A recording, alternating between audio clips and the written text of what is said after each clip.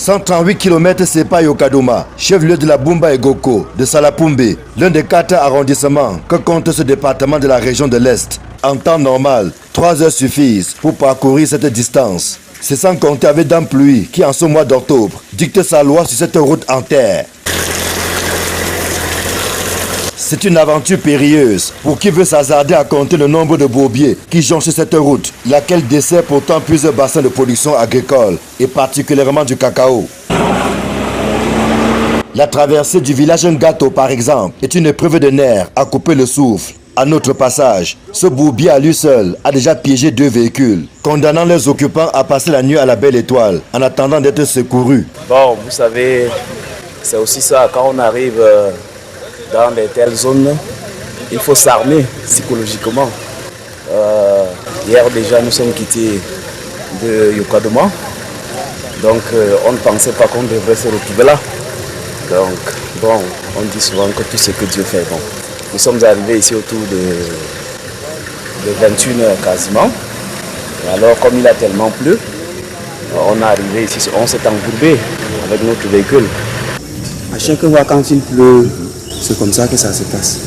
Il n'y a pas moyen de faire autrement. Donc, comme tu vois comme ça, là, c'est comme ça. Un 3e véhicule, bien qu'adapté à ce type de route, ne va pas tarder à en faire la même expérience.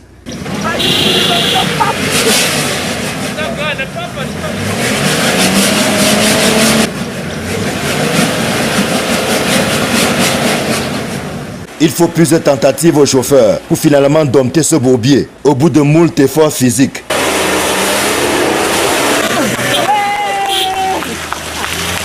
Pourquoi tu peux prendre la voiture là? Non, elle n'est pas moi, c'est mon frère. Non loin d'un gâteau, au village Malaya, c'est un pick-up transportant des produits brassicoles qui achève sa course dans la broussaille, pendant que ce camion suspendu ne tient plus qu'à un fil, en attendant une hypothétique délivrance. Ah, c'est la nuit. La récurrence des bourbiers sur ce tronçon est telle que les riverains ne sont pas allés chercher bien loin pour trouver un nom à leur gagne-pain, et cela se passe de tout commentaire.